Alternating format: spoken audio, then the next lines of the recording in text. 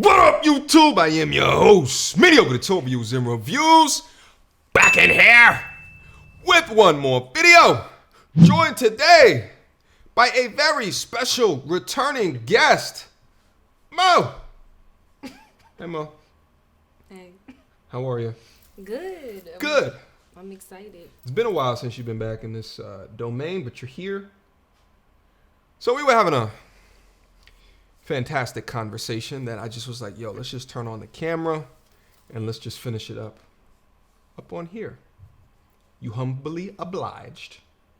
So here we go. All right. Mm-hmm. Here's what we were talking about. We were talking about masculinity. We were talking about femininity and the different traits of them. We were also talking about how there's not rule books or criteria written down anywhere as to help men define and develop their masculinity or women to define and develop their femininity.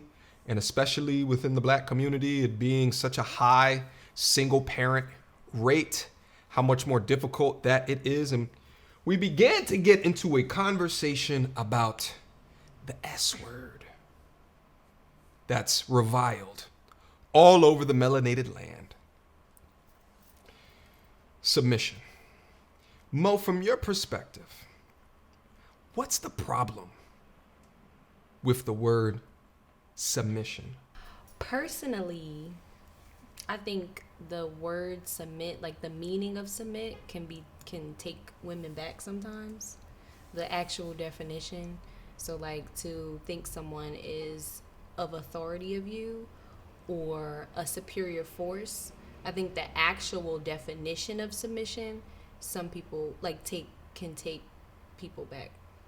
But I try to use the word surrendering to certain things rather than submission, because I don't feel that my significant other is of authority of me, but I may surrender to the fact where I allow him to make, the final say or decision. Okay. Because I think people take, like, the actual definition is saying, like, someone is of authority of you. People go into a childlike state, and it's like, you're not my parent. Like, I'm not a child. Like, you're not of authority for me. We are partners. So I think that's my viewpoint more so when it comes to submit. But I do think that you should be able to surrender to your partner. But I think it's on both sides. Okay. That's interesting that you bring that up. That because when I hear the word surrender, I actually think that is another level beyond submission. Mm-hmm. But they can be viewed as synonyms. Mm-hmm. So is it just so much as the word submission and the marketing behind that? Because when you're surrendering to someone's will, you are also submitting to someone's will. But I don't look at it as surrendering to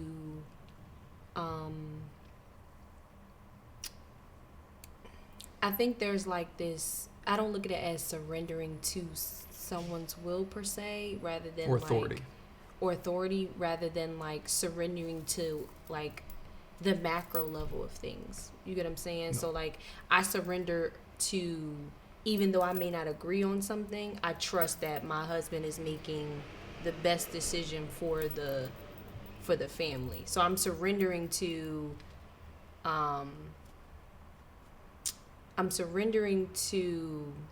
the trust that I have for him to make the best decision for us. If that makes sense. Yeah. So I guess and what you just also said, because there's a lot of new people on the channel who probably not familiar with you, is husband, right? So you are eventually want to get married. So like within that unity, do you see yourself, I guess not submitting, because that's not the term that you like to use, but surrendering to a husband? Yeah. Mm-hmm. Okay, but not submitting.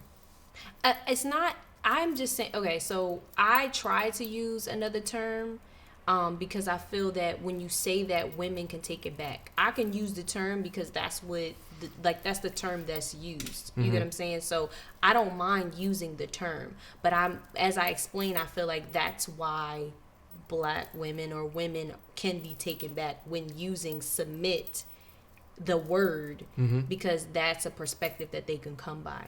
Me, I don't mind using the word. Like, you know what I mean? Like, I don't mind using the word because it's going to be what I want it to be. You get what I'm saying? Like, I control the submission, but I feel like when men say or use the word submit, I feel that a lot of women take it as a sense of control, only because I think when a lot of men use it, it's like, you should be doing this. Like, you should be submitting to me. And you know what I mean? Like, if you're having a conversation with a woman and she's not doing something that you want her to do, then you use, like, you should submit to me. You get what I'm saying? Okay. So you're saying in practice, people are saying you should, or men are saying to women, you should submit to me. Okay. And in return, so here, I guess here's the thing. A man saying that probably has hit a road of uncooperation, right? We talk about on the channel all the time that, you know, women have the key to sex and men have the key to relationships. And the thing is oftentimes what I see is that a man that comes across a degree of uncooperation, and it seems to be something that is very true within the Black community. If you look at like all of our media and stuff like this, and pushing the idea of an independent woman, of a I don't need no man, and then on the flip side of the negative flip side of that, men are trash, right? So it pushes these ideas of I want to be in a relationship, but I don't want to be cooperative, or I don't want a man to control me, or I don't want to submit to yada yada yada. So then the man in return is like, well, if you don't want it, I'm not going to sit here and spin my wheels. It doesn't not make me strong if I don't want to battle to get you to cooperate or surrender to the direction that I'm trying to go. And again, it seems like it plagues this community in a really kind of negative way. So in seeing that, do you see that dynamic that I'm bringing up? Is that generally what you see? And then, oh, go ahead. Sorry. You know, I'd be losing my train of thought. But I think that the way it's used, like, instead of a man coming to me, I believe, you know, that's when we talk about femininity and masculinity. Like we talked, I feel like, you know, a woman's femininity thrives in a safe and secure environment. So if someone's talking to me and I have this negative concentration on the word submit, and I'm thinking like that means that somebody wants to be of authority of me, if that's how I interpret it, then when someone says that to me, that's how I'm internalize it. Rather than if he were to come to me and explain what guidance or what help he needs from me, rather than saying like, you should be more submissive or something like that, then I feel like women would receive it differently. Like if submission to you with a partner is, when I make a decision, I want your support, or I want your, you know, I want your guidance, you know, or I don't want you to dominate me. I just want your, you know, your suggestion or whatever it could be. If a man were to say it in that way, I do feel like it would be more receiving. It's like a child. It's like a child. You know, when you give children options, and you allow them to decide, because then they feel empowered by being able to make the decision, but you provide the option. So what you're saying is that it's not about the actual act of submission or the act of surrendering, but it's how the man states it, and that he has to do it in a way which allows her at least to think that she has choices in the matter. I agree, because she does have choices in the matter, but it's not, you should never come a sense of entitlement. You know what I'm saying? If you feel like a woman should submit to you and she's not, then leave. Yeah. You know what I'm saying? Like, it shouldn't be like, if you're not, because at that point you're not getting what you need from her. So like, you could either have, now if you want to still be with her, you want to have the conversation, then I do agree it's the way you say things. You can't say like, you're not submissive enough, or you're not, I think that's triggering to people.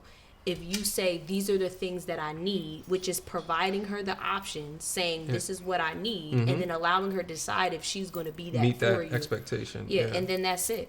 You know, and the same thing on vice versa. You get what I'm saying? If I feel like a man is not, because I do believe that men submit and women submit. So I just think you need a balance, and you need to, learning when is the best time. Mm-hmm. You get what I'm saying? Like in a relationship, you feel like both. Yeah, I feel like both submit in certain areas. Okay. Like if I'm with a man and we have a daughter, he don't know what it's like to be a woman. You know what I'm saying? So he would submit to your authority with the daughter. Like if it's a conversation, he knows that I have more knowledge in that because I'm a woman. Mm-hmm. So he would submit. You know what? She knows this area more. She knows how to handle this area. I believe that that's a form of submitting that I can lead in that area. You get what I'm saying? So there's certain things that I feel like you submit. If a woman is making more money than you, but she's also more financially intelligent than you, a man may take a different route and submit when it comes to the finances. Like I'm gonna let her handle it. Now that's different, but I'm just saying. Yeah. Well, there's a couple of things that I thought about when you were talking about that. Number one, when you were saying both men and women submit, I was thinking outside of relationships, and I was gonna really agree with you because I think so. Like you go into a job, an organization, and you are submitting or surrendering to the will of a manager or a boss, right? And that goes for both men and women. But when you take it outside of that, I think all dudes should have a baselines of things that they should know. They should know. Finances is one of them. Like if you are a dude and you're not going out and doing your due diligence to learn about credit, to learn about savings, to learn about investing, to learn about brokerage accounts, and like all of these basic things that help our world spin round and round, and you are just submitting to the will of someone else, like I feel like that's a key component that men have to have, especially with the majority of us being the breadwinners in our society now for a multitude of reasons. We're not going to get into a wage gap discussion, please. We've had enough feminists on the channel recently, okay, in order to we got those bases covered, okay. But within that, so I think, here's my thing. I think that there's certain things that if you know a man doesn't have, you'll have less respect for them, right? Like I feel like if you go to a dude, right, and if he's making less money, or if he's making more money but wants to submit the finances to you, I feel like it will lower your degree of attractiveness, because those are, to me, are some of the components that lend to a man's masculinity. I know you always say I'm deflecting, but I definitely feel that it depends on the person. Like as a woman, I do feel that when you get to a level of understanding, you date men and you're like, okay, he may not have this, but he has this. So there's certain things where you go through, like, so it's like, okay, if I'm skilled in finances, you get what I'm saying, and he's not as skilled in finances, but he submits to me having the control of the finances, we're good. But he has to trust that I'm not going to take all his money or something like that. I'm going to respect him because I'm going to feel the trust that he has for me. But that's just based off of me. I could be a gold digger and be like, oh, well, you don't know what you're doing. So I do feel like you should have knowledge just to protect yourself. But however, I do feel like there's a conversation of what you're skilled at, what you guys are skilled at. And then you just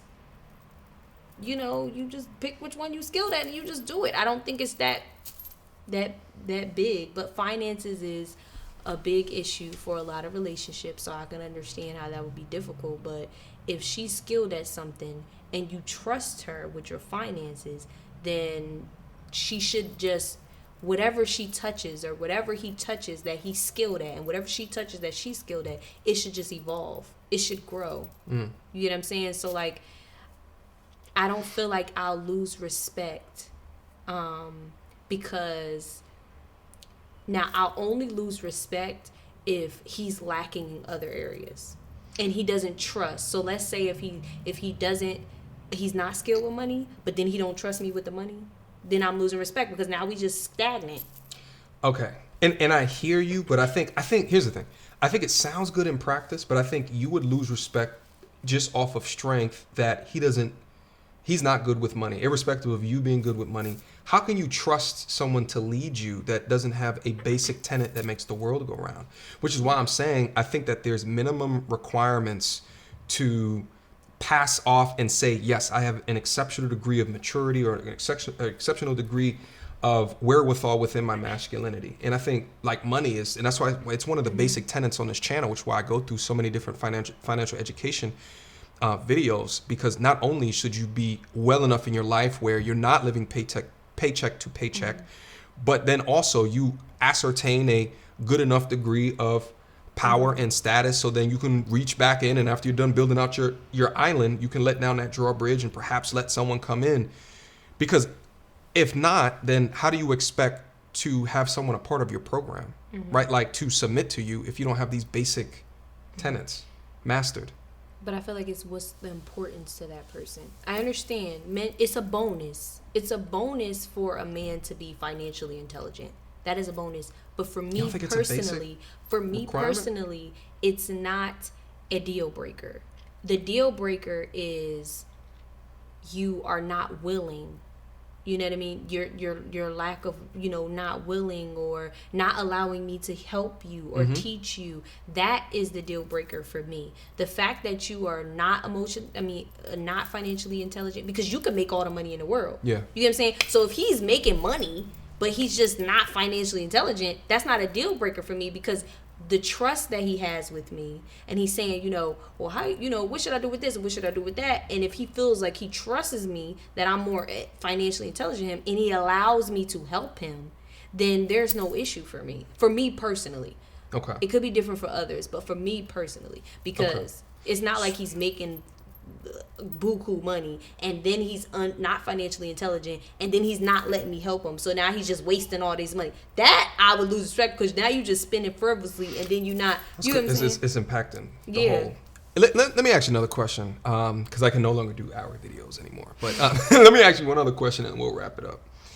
So when you consider like masculinity and femininity, right, like dudes, there's a underlying or an unspoken understanding that dudes who want to attract women should be in their masculine. And I've gone over videos and reviews on this channel that actually show and pinpoint dudes that were exhibiting feminine behavior and then what was the end result of that, right? So like dudes are beginning to understand that, right? They're beginning to come into knowledge of that and they understand the importance of that.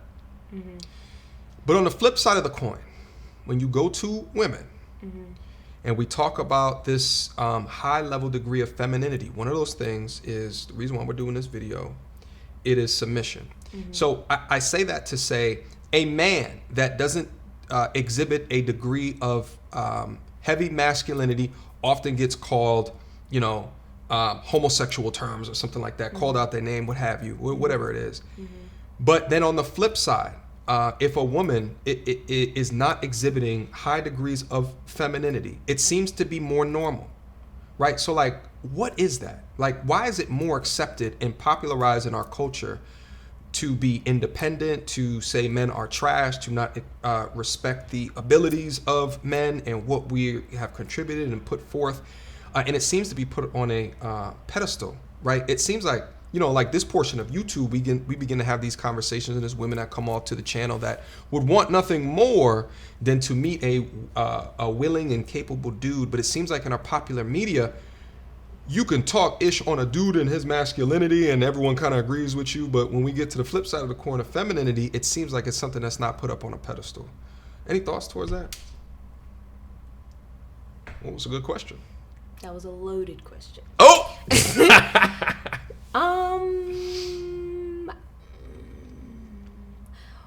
What I would say by piecemealing that question,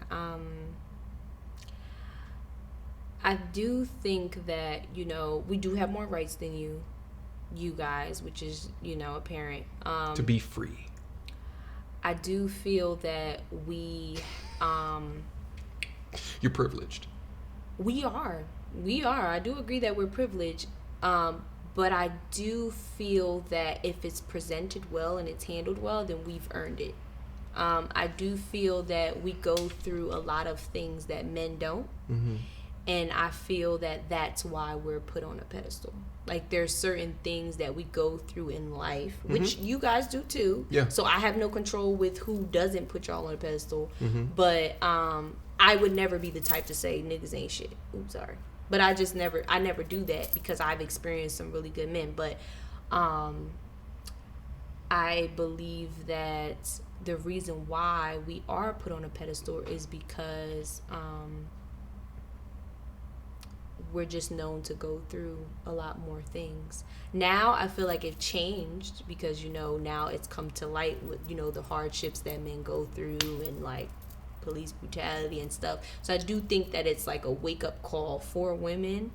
But